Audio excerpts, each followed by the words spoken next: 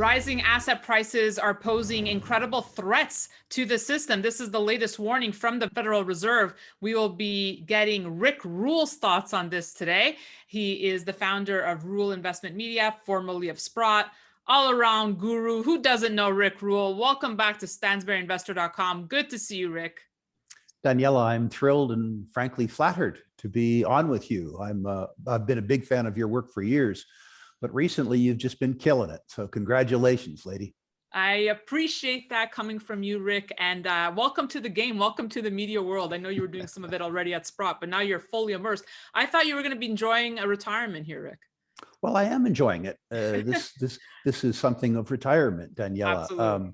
I've always enjoyed talking to our audience and talking to them without the regulatory constraints that have bound me by being a licensed person for 40 years is very, very enjoyable. Actually, being able to answer a question in a way that is of use to an investor as opposed to in ways that would please a regulator feels like retirement to me. Wow. Well, I think you've always really been upfront, with people, even though you were bound by regulation. So I guess this is the first time I'm speaking to Rick Rule Unplugged. So let me ask you, the Fed has been warning or has just issued a major warning about potential or significant declines in asset prices as valuations climb here. What do you make about the warning from the Fed here? I think the Fed is manic depressive. I guess that they respond to stimuli from everywhere. At one point in time, they were concerned about raising asset prices, then they became concerned about rising asset prices. At one point in time, they were concerned about too little liquidity. At other times, they're concerned about excess liquidity. When I watch and listen to the Fed, what I really get is dizzy. I understand it's important to understand what it is that they're about to do. And I certainly myself am concerned about the effect of excess liquidity and negative interest rates on capital markets, which is to say, I think that we are seeing speculative excesses really throughout the investment business and probably throughout the broad economy. And it's something to be concerned about it. The fact that the Fed is concerned about it is probably of less interest to me than the fact that they should be interested about it. When we were talking offline before the intro, I said, Rick, how do you want me to introduce you? You said, I don't care about titles. And that's always been your MO. You don't care about titles. You said, I'm an investor and a speculator, just like all the other regular folks out there. So what is one to do in this environment? How does this play out, I guess, is my first question to you. Like, how much more steam does this market have? That's better than titles. I like this. Now I can do something useful. First of all, you have to do something that seems counterintuitive and that the Fed doesn't want you to do. You have to hold some cash, Daniela. That's critical. Investors don't want to hold cash because they get a negative real yield on it. They feel like their purchasing power is declining. But if you have a circumstance like this, where the market is frothy as a consequence of liquidity and as a consequence of emotion, rather than because of increases in trade or productivity or other reasons, what you have to understand is that there is some real risk of a black swan event or some tightness in liquidity that gives us the circumstance that we experienced in 2008. I'm not saying that next week the market is going to fall by 50% or anything like that. All I'm trying to say is that you have to maintain larger cash balances than many people feel are prudent. When you have cash, in the event of contraction in liquidity, which causes all prices to fall, you have the tool and hopefully the courage to take advantage of it rather than being taken advantage of by it. I also believe that investors, particularly of my age, over 60, need to maintain some of that purchasing power in precious metals for reasons that we can describe later if we want to. I'm not talking about buying gold because the gold price is going to go up. I'm talking about buying gold because gold traditionally has been insurance against the depreciation of the purchasing power of your savings. I'm also saying, by the way, that you don't need to get completely out of the broad market, or if you have courage, even reduce your exposure to the broad market. Well, I suspect that we will sometime in the next 2 or 3 years experience a broad-based decline in liquidity, and hence probably a broad-based decline in equity indexes. I'm also of the opinion that 10 years from now or 15 years from now, that a collection of the greatest companies in the United States, represented by the S&P 500, would be higher than it is today. But while everybody talks about 10 years from now or 15 years from now, everybody lives for the next year and a half or 2 years. So maintain some cash, maintain some precious metals. Okay, let's take that a little further, the cash part. I get the cash part, but if there's a real crisis, a real black swan, we've seen what happened in the Bahamas when Hurricane Dorian hit and people didn't have access to their cash. They couldn't get to the ATMs. It was the impetus which launched them to launch a digital currency. So how do you get access to that cash in a crisis, Rick? I suspect that many of your more prudent listeners might store some of that cash in the form of, as an example, junk silver or cash that they had immediate access to. I would encourage your younger listeners, Daniela, who do that, to be very cautious about how they store that cash and how many people that they tell that they have access to that cash to. It exposes you to a whole different set of risks. I'm not discouraging what you suggest. I'm just saying beware of the risks of having a lot of liquid assets in your house. Sometimes people come to visit you whom you normally wouldn't have over for lunch. But it's not necessarily part of the banking system. I believe that in the near term, 12 to 18 months, that fears of the collapse of the banking system are overblown. I personally believe that confidence in the system, however misplaced it may be, is very high. And what makes the political system and the banking system work is confidence. So in the very near term, in the 12 to 18 month time frame, I think that the amount of cash that you have freely available to you doesn't need to represent anything like a year's worth of survival cash. I think the probabilities of a near-term collapse in the banking system are pretty low, despite the fact that among my own crowd, I may be one of the few who believes that.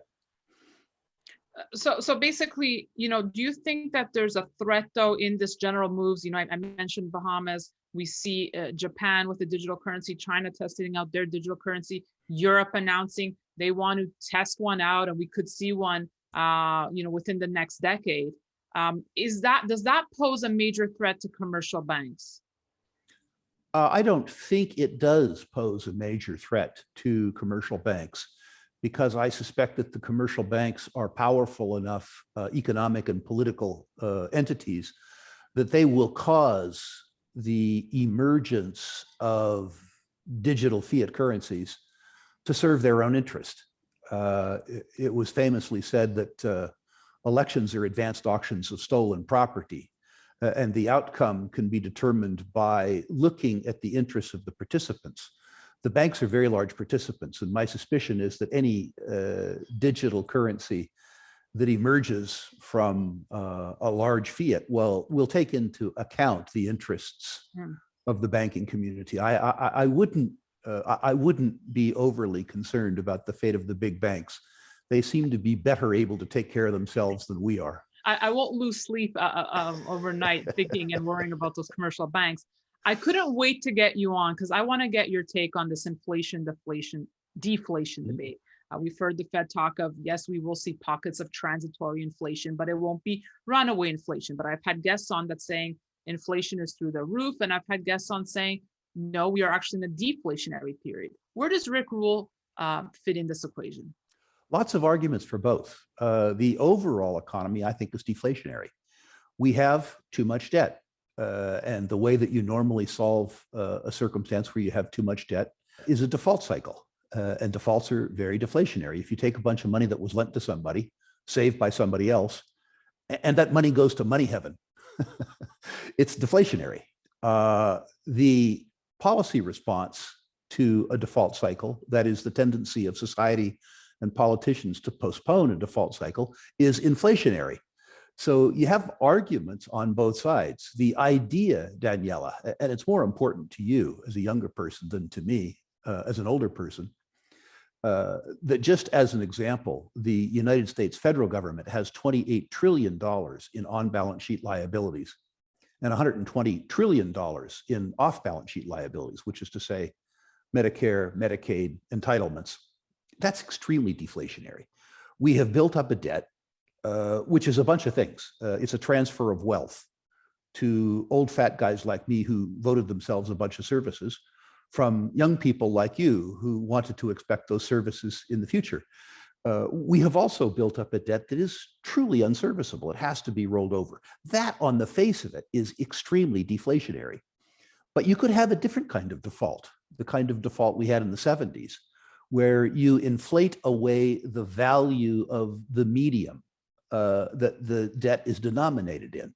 In other words, if you've promised somebody $100,000, you inflate away the purchasing power of that $100,000 down to $20,000 or $30,000 and make that debt more manageable. I know you want a simple declarative statement. Sadly, my name isn't Janet Yellen, and I can't manufacture one for you. I would also point out, however, to your listeners, and I think this is important, that the way we have defined inflation has been fed to us top down by the Fed. And maybe it isn't fraud, but it's misleading. An example would be the Consumer Price Index, the CPI. First of all, it's been adjusted for so-called hedonistic reasons, which is to say, it isn't a quantitative measure, but rather a narrative measure, like everything else that's political. The second thing, and this is astonishing to me, is that the Fed's estimate of the cost of living doesn't include tax. While government expenditures are over 40% of GDP, the idea that your cost of living doesn't include tax, Crazy. I suspect, Daniela, that would be okay with you if you didn't have to pay the tax. But given that you do, a calculation of cost of living that doesn't include tax seems very odd to me. I understand that government probably shouldn't be considered to be a consumer good. Unfortunately, it's a good which you are forced to consume and fund. And people, when they are thinking about the impact of their savings and their earned income relative to their purchasing power, need to think about inflation very differently than a slavish reliance on the CPI. Oh, that is so well said. And I'm happy you brought up the point about a tax, Rick, a real good one.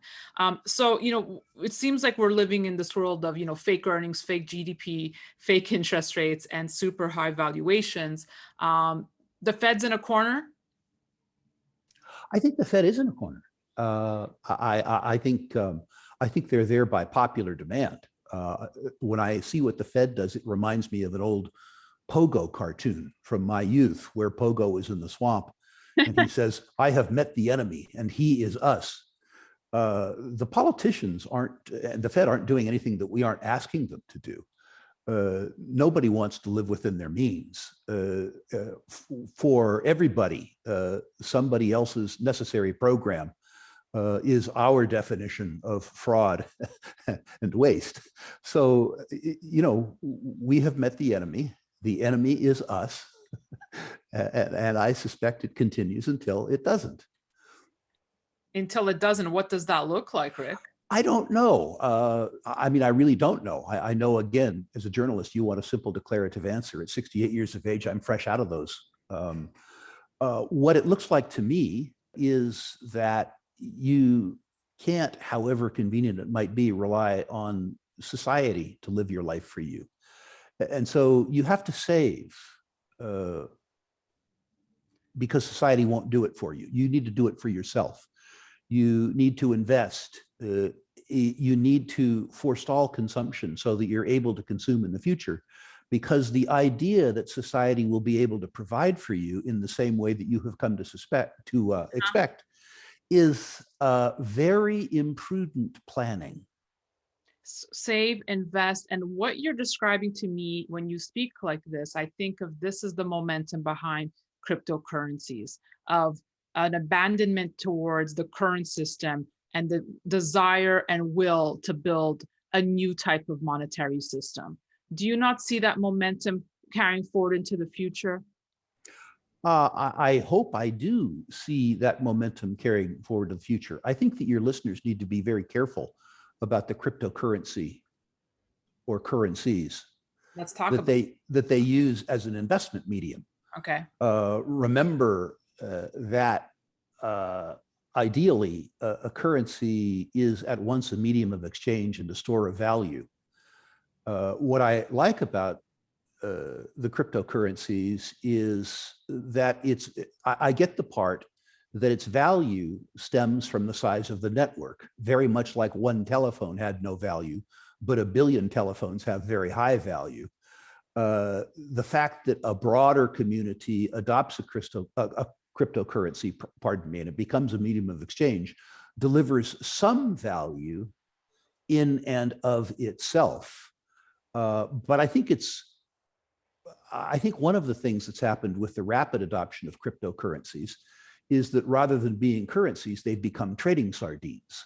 And I think the very volatility that you see in some of the cryptocurrencies, while it increases their speculative appeal, ironically causes them to lose their utilities as medium of exchange.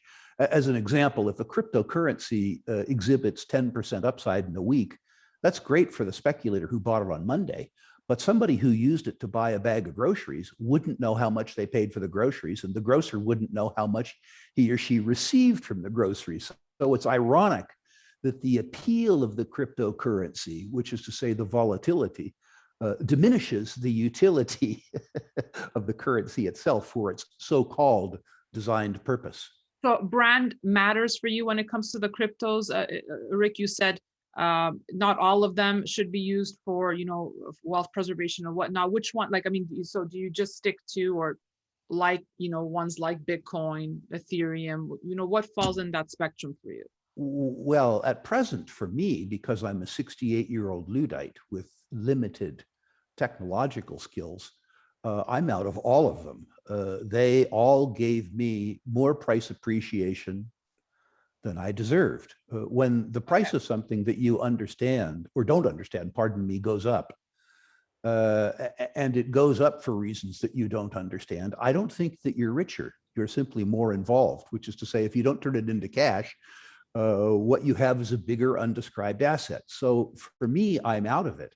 I struggle. I suspect that in my future, there will be several cryptocurrencies. And I like that. I'm a consumer of currencies, Daniela. I spend Canadian dollars, I spend euros, I spend US dollars. And the idea that there's a whole bunch of currencies, some of which are private, each of which are competing to offer me more utility as a consumer seems to me like a very good thing. Because I like a medium of exchange that's similarly a store of value, I suspect that ultimately I'll have a reasonable amount of my savings in coins, if that's the right phrase, that are tied more directly to the price of gold, and in fact represent digital ownership, authenticated digital ownership of gold held on my behalf. So crypto's backed by silver or gold, for example. Correct. And there may be other asset classes where the existence of the asset and proof of title are represented on the distributed ledger or the blockchain. I could very much see the distributed ledger replace securities markets, as an example. I could see them replace ETFs with much lower transaction costs, and frankly, doing away with the need for the Depository Trust Corporation. All that's extremely exciting to me, extremely exciting to me. And I'll be watching that with interest. The idea that I'm going to consign my future to a medium of exchange that isn't a store of value, which is to say some sort of digital coin that replaces the Zambian kwacha or the US dollar or some other unsecured obligation of society's goodwill, is of much less interest to me. let's use the example of Doge, because it won't be the first and it won't be the last. I'm sure we'll see other episodes like it. I've had friends calling me saying, look, I made a substantial amount of money off of Doge. I had one friend saying she paid off her mortgage in Doge. And I guess the takeaway is, what do you make of opportunities like that where you could get in, get out, and make a fair share of money? What do you say to someone who's contemplating those type of coins or plays? I'm an investor and I'm a speculator. I'm not a trader. The idea that I buy something that has no intrinsic value because I think the narrative around no intrinsic value trades higher is interesting to me, but it's of no value. One, I think, good aspect of myself as an investor and a speculator is I am completely immune at my age to fear of missing out. Nice. I've missed out on a lot of things and I've made a lot of things, and neither are of particular interest. I don't know if you remember this, Daniela, but I remember it well. 7 or 8 years ago, you and I had an interview and I talked about 2 types of speculative error: the error of omission and the error of commission. The error of omission is where you missed some hot penny stock that was worth nothing but traded from 25 cents to $1. And you missed out on the move from 25 cents to $1 because you were rational enough to understand that when it was selling for 25 cents, it wasn't worth anything. That's an error of omission. An error of commission is where you buy that stock at 25 cents and it goes to its intrinsic value, which is 0. Missing out is less of a sin than losing money. And so I would point out to people that are afraid of not trading a useless asset because it might go up, and ask them how they would feel if that asset traded to its intrinsic value. One of the things that I want to get across in interviews like this, Daniela, the reason that I'm disgracing myself so thoroughly in my declining years, is I want to point out to younger speculators that the correct way to build your wealth is to understand the delta between the price of something and some approximation of its value.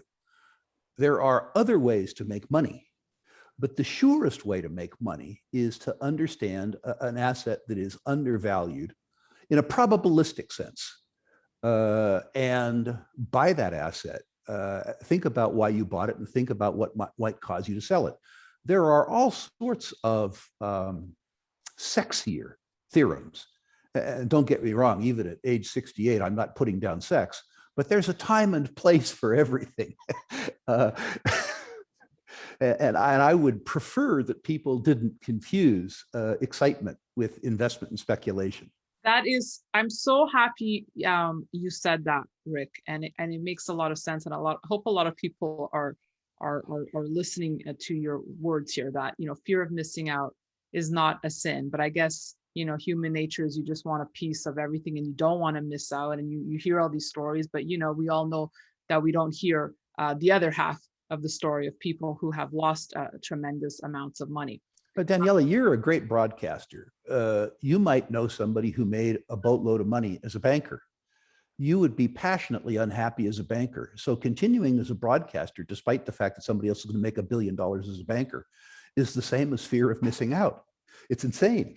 It's insane. Yeah, no, it makes a lot of sense. And that's why I'm so happy you said that. I think it's important words for the current environment we're living in, because like I said, I'm sure that we're going to be seeing a lot of other situations like Doge. And I've always said it's quite simplistic, but it really comes down to understanding what you're investing in. It's simple, but just know why you're investing, and don't invest because your neighbor's buying it or because Rick Rule said so. Understand it and own it.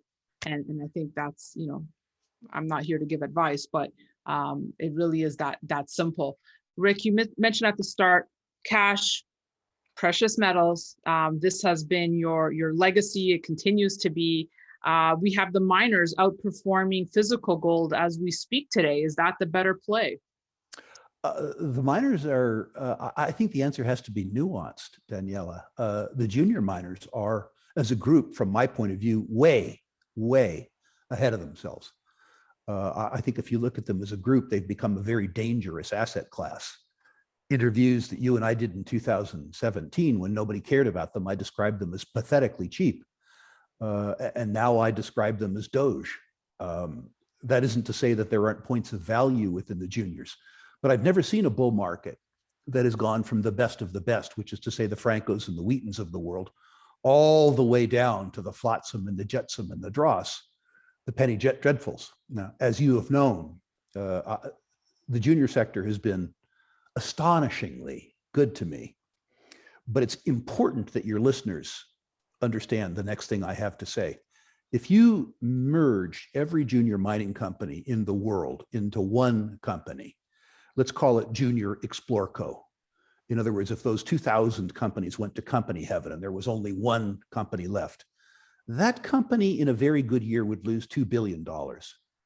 In a bad year, it would lose $8 billion. How much money, Daniela, would you pay to lose $2 billion a year? Which is to say, the sector as a whole is valueless. That takes away from the fact that 5% of the companies in that universe generate such extraordinary returns that they add legitimacy and sometimes even luster to the space. So I would suggest to you that if you are going to speculate in what I laughingly call the penny dreadfuls, which I love, that you work hard at it, that you limit the number of speculations to the number of hours per month that you are willing to spend on your portfolio. Because if you buy the sector from the point of view of momentum and fear of missing out, you will likely lose half your money. I think too, however, that the middle market in resources, particularly those resources that continue out of favor, exhibits fantastic value. The mid-tier gold producers, as an example, are trading at the best relationship between EBIT to enterprise value at current gold prices, using the forward strip as a predictive mechanism, that I have ever seen. I've never seen them this cheap. Similarly, the mid-tier Canadian oils, despite the fact that Greta, as an example, doesn't like oil, represent on a net present value to enterprise value basis some of the best opportunities that have ever been exhibited in the space. Looking a little farther afield, farmland in the upper Midwest in the United States with the increase in grain prices, that hasn't been reflected in farmland rents or farmland prices yet. So there are incredible opportunities that I see in the natural resource business. They just aren't the opportunities that are moving yet. So they aren't the opportunities that attract too many speculators yet. So what I'm hearing from you, and tell me if I'm summing this up right, Rick, in the juniors, a few good apples amongst a basket of really bad apples. And in the mid-tier, we have more bushels of better apples. Correct. And even the bad apples among the juniors have gone up by 200%. So people are desperate to play them. I mean, truly, I think that the juniors, particularly the private placement part of the juniors, where you don't get a warrant, is a minefield. I think it's extremely dangerous. And I think that people who aren't willing to do the work should avoid the sector now. What would a Newmont-Barrick merger mean for the industry as a whole? It would be spectacular, depending on the nature of constructing the merger. A well-constructed merger does three spectacular things. It reduces general and administrative expense relative to assets under administration, and it can do it permanently. I suspect a Newmont-Barrick merger could take $300 million a year, maybe more, out of the cost structure. That's the same as one brand new world-class mine, except for that mine doesn't deplete. And if you're getting paid 14 or 15 times EBIT, that $300 million in cost savings adds $4 or $5 billion in market cap.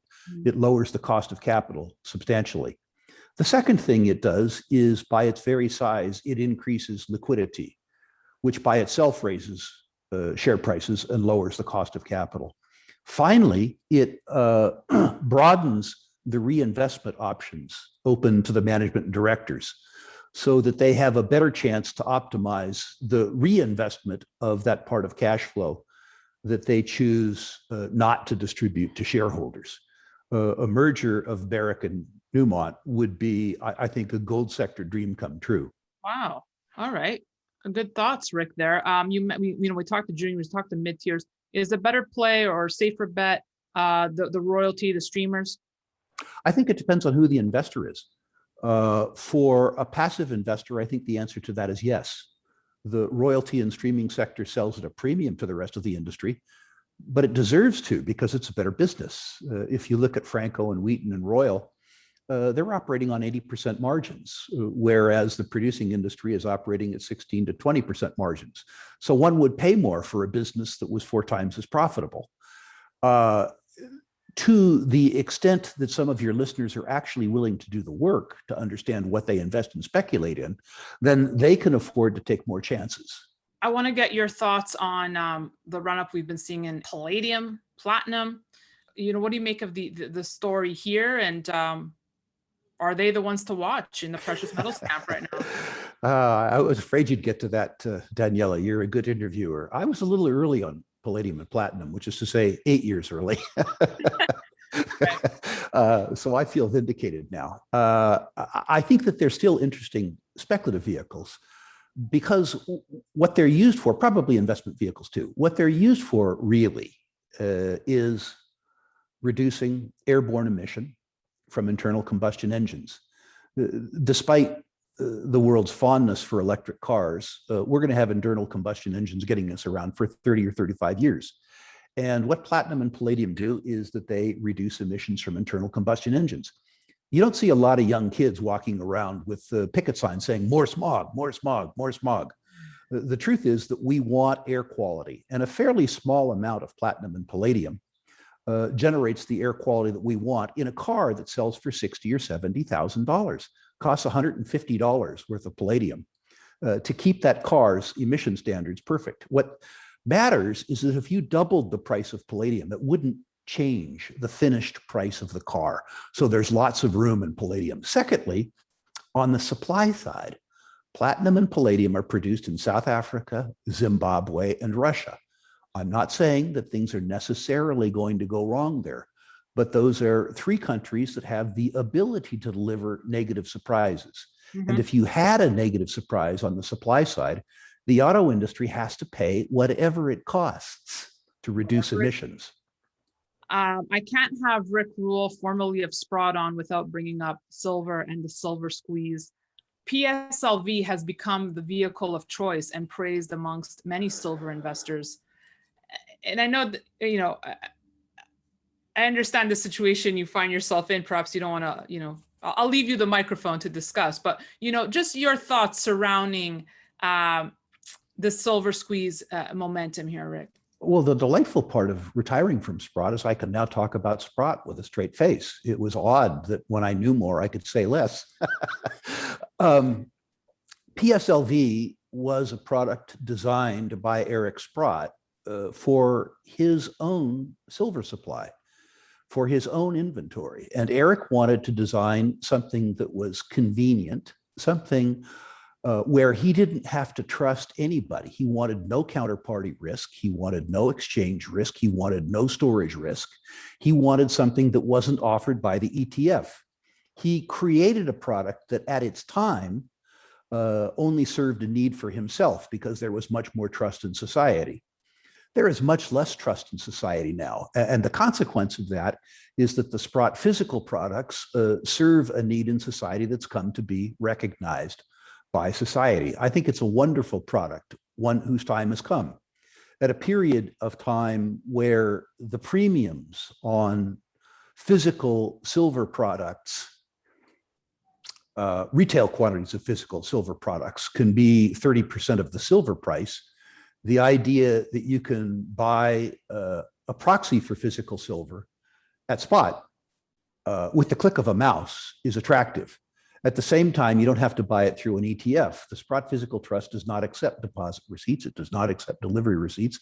It only accepts physical silver. So you don't have to worry about part of your portfolio being an unsecured obligation of Deutsche Bank or JP Morgan Chase. So this is a product that's time has come, frankly. And it's lovely to be able to say that with a straight face, knowing that I'm no longer part of Sprott and I'm not constrained by the regulatory climate. Right. Outside of the PSLV, there's been a lot of chatter about, whether there's silver really backing certain products. People I've spoken to in the industry say, look, the onus falls on the bullion dealer or ETFs that perhaps weren't upfront with clients, but the fault also lies perhaps with clients who maybe didn't read terms and conditions or fine print. Where does the truth lie for Rick Rule? Both places. You absolutely have an obligation to understand the contract that you sign, particularly when you buy unallocated silver. I have a memory of the 1970s when people who didn't trust the system began to buy quantities of precious metals from people who they didn't know and for some reason trusted. And many cases in the 70s, that silver and gold went to silver and gold heaven, which is to say that the unwitting investors trusted people who didn't deserve that trust. So I absolutely believe that, first of all, to the extent that you buy, you should buy from a trusted dealer. If you are buying unallocated material, you should know something about the balance sheet of the fiduciary. You should know something about the balance sheet of the company whose obligation you are actually buying. You aren't buying physical silver. You are buying a balance sheet obligation of the company that is selling you that delivery receipt. And if you don't know the balance sheet and the income statement of the broker or the fiduciary, you don't know whether you own that silver or not. And it's not their fault, it's your fault. Very well said, Rick. I guess my final thought from the great Rick Rule is something that comes to mind. Our last interview, we've done plenty, but the last one really resonated with me was the first time you were on stansberryinvestor.com with me. And I got so many emails from people that you really touched something there. When I asked you, what was the game changer? Obviously everyone knows you're extremely successful. You able to take an early retirement. So you've done extremely well in your career. Kudos to you. What people remember for that interview is you said that you started recognizing or making a lot of money. The game changer for you was thanks to Bonnie, your wonderful wife, when she said, stop focusing on trying to make money for yourself, but help others. That really resonated with people. So I just wanted to thank you for those words. And I'm asking you if there's any other words of wisdom you can share with us during the environment we currently find ourselves in, Rick. Yeah, actually, yes. Not all wealth is material. What I'm doing today, which is to say educating people. I mean, let's face it, look at me. If I went without food for a while, it'd probably be good for me.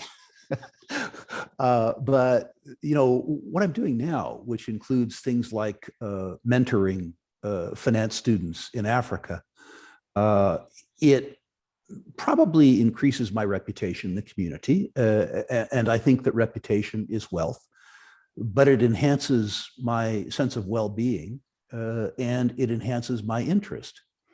Now I'm in the fortunate position where I have to worry less about material wealth. So other forms of wealth are more important to me, but I would suspect that people of all ages need to understand that the essence of wealth is enhancing your sense of well-being. And that isn't all material. To be sure, you need to look at the material things so that you don't become a burden on your family or on society, so that you can look after yourself. And if you're lucky enough, look after your tribe, however you describe them. But I think that there are non-material aspects of wealth that go around your sense of well-being, your place in your community, your reputation, your sense of self-worth, what it is that you can and have to give, that I probably should have paid a lot more attention to when I was younger. And mercifully, I'm able to pay attention to now, which really follows on probably the discussion that you and I had several months ago, where I talked about how I started making money when I stopped worrying about making money. I love that. And I also makes me just think of, obviously we're consumed by social media and, the desire to look a certain part and wear certain brands. You've never been that person. How do you not get sucked in? And I mean that as a compliment. How do you not get sucked into that? Well, Daniela, just so you know, Kirkland is a brand. It's just a brand that suits me. But I mean, you didn't need a Hermes tie to be. No. I guess I was lucky. I was lucky with regards to that. I've never had a good aesthetic sense. Bonnie does aesthetics for me, so I could never compete in that regard anyway. And the idea that a pair of ill-fitting $1,200 shoes was better for me than a pair of $30 shoes that fit well just has always been beyond my ability to comprehend. I just, maybe I'm a freak. I don't get it. My sense of self-worth involves other things. When I was a younger man, people, they might have said, well, you might be more successful with young women if you do this, that, or the other thing. And I guess if the young women were interested in that, that's okay. But that meant that they weren't interested in me. And I, to be honest with you, felt that to be fairly insulting. So I, was maybe less interested in being respected for things that I didn't respect myself than I was interested in respecting others and respecting myself for things that did interest me, that held value for me. I'm very lucky in that regard, frankly, I think, Daniela. So important. Truths coming from the great Rick Rule today. We are so lucky. If I might have one more word, Daniela, Absolutely. and you can edit this out if you think it's improper, but one of the things that I like to use these interviews for is spreading education, also having conversations with listeners. To stimulate this, I like to talk about things that the listeners are interested, which is always their own wealth and their portfolio. Further to that, if your listeners go to a website, sprottusa.com/rankings, and enter their natural resource stocks at that site, I will personally rank each portfolio 1 to 10, 1 being worst. And I'll comment on individual issues where I think my comments might have value. So if you think it's appropriate and you think that that would benefit your listeners, particularly those who have the low-priced, what I laughingly call penny dreadful resource stocks, I think this is a very, very, very opportune time to look at those stocks individually. And I'm prepared to help people do that. Wow, that's incredible. Thank you. No, I'm happy you shared that. I think that's a wonderful tool that you're giving people access to who might not otherwise have, someone they could turn to, someone they can ask, when they go home at night, should I be in the stock or not? So thank you for that, Rick. I appreciate it. Come back anytime to stansberryinvestor.com. You're always welcome. I look forward, Danielle. I want to thank you for taking the time to prepare for an interview. Sometimes being interviewed, your whole job is making the interviewer not seem quite as stupid as he or she is. And it's always a joy with you just to be able to have a useful conversation. I appreciate that. I've been doing this way too long, I think, Rick, but I love it. I love what I do. I'm one of the lucky ones. Thank you, Rick. You are. I guess retired, really not retired, Rick Rule is how I should be defining you. Redirected. There you go. Rick Rule 2.0, stansberryinvestor.com. Thank you for tuning in. We'll have much more for you. Remember to share us wherever you watch us. That's it for me. I'm Daniela Cambone.